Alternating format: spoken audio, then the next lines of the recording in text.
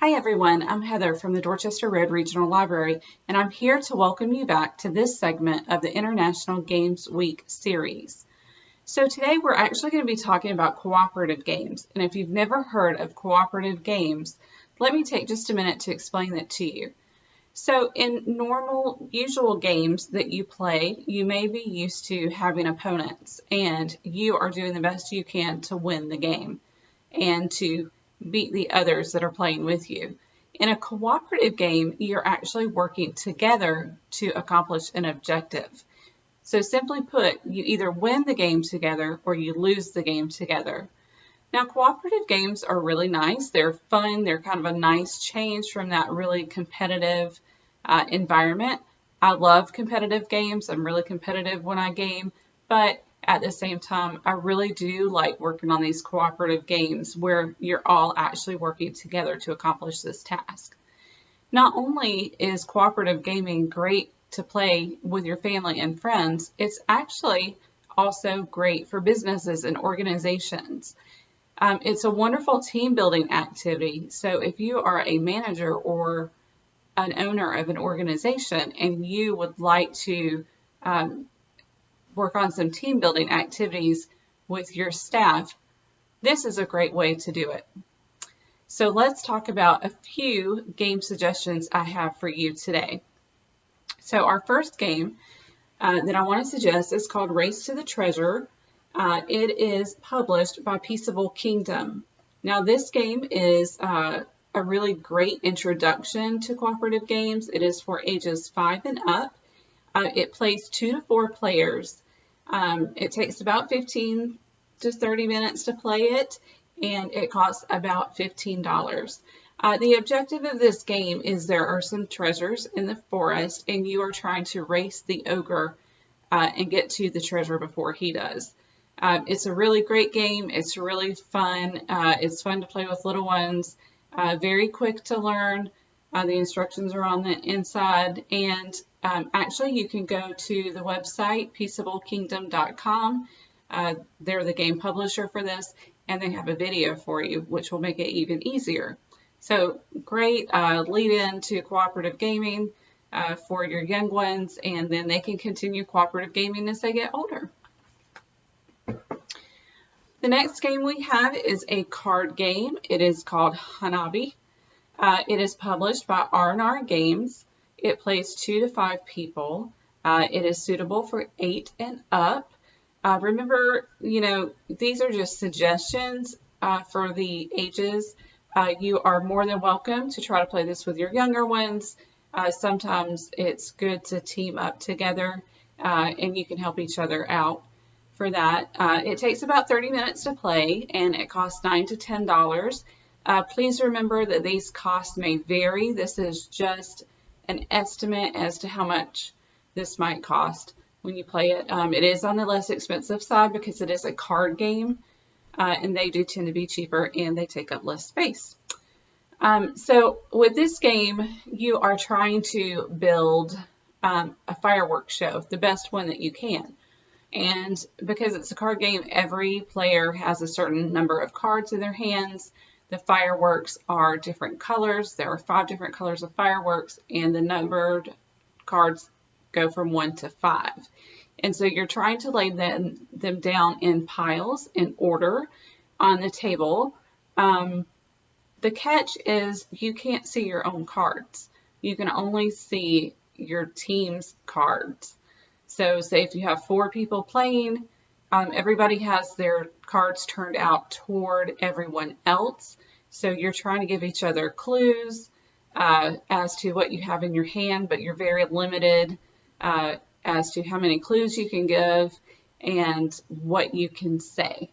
So it's a really, really great way to build communication and learn how other people communicate with you. So highly recommend this one. Lots of fun. We play this with some friends of ours and always have a really good time. So our next game that we have is called Forbidden Island. This one is published by Game Right.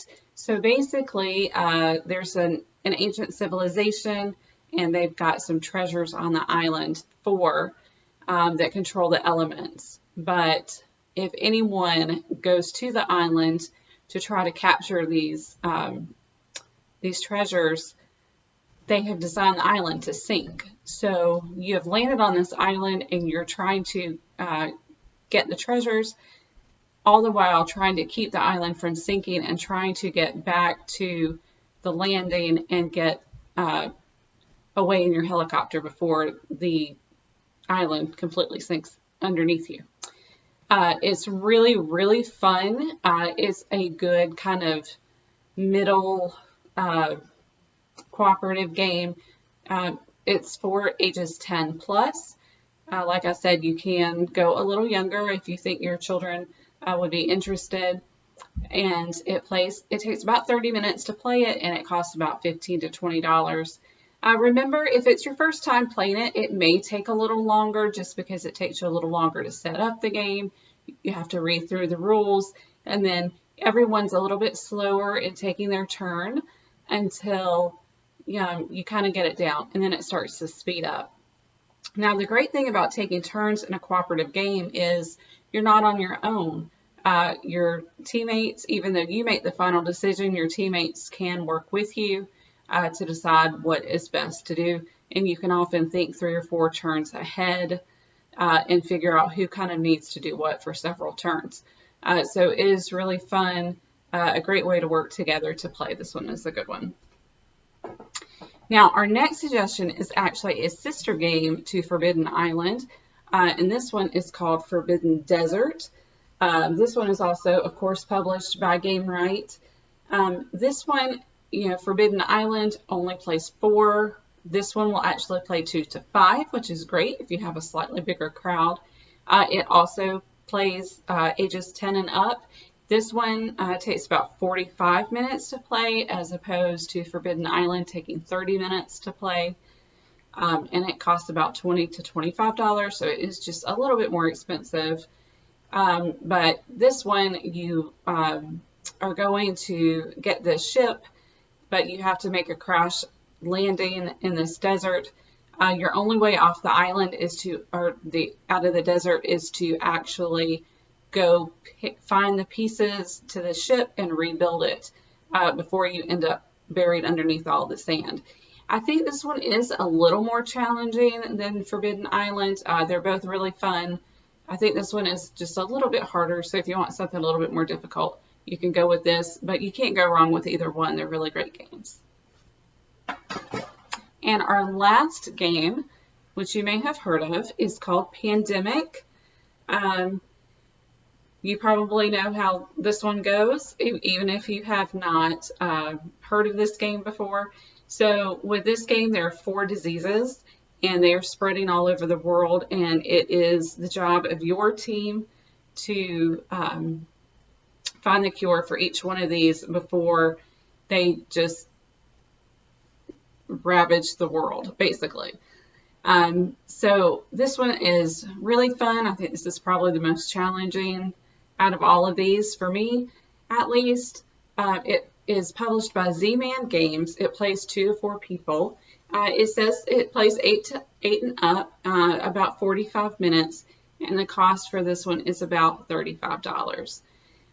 The one good thing about cooperative games, too, is not only do you work together, but often each player draws a card and you have a special ability. For instance, one of the abilities for this game is a medic who is actually able to go and clear some of the diseases a little faster. And some of the other games like Forbidden Island and Forbidden Desert also have special abilities for each of their players. So that is a really great kind of game piece mechanism in the game. It allows you to kind of work to everyone's strengths. These are all really great games. You can't go wrong with any of them. They're all really fun. If you haven't tried a cooperative game, now's the time. They're really great. Like I said, if you want competition just in a different vein where you're working together to beat the objective instead of trying to beat each other, cooperative games are the way to go. So I hope you give these a try. Please contact us and let us know what you think about these games and if you decide to pick one up. I hope you are enjoying our International Games Week series, and we would love to hear some feedback from you. Have a great night. Goodbye.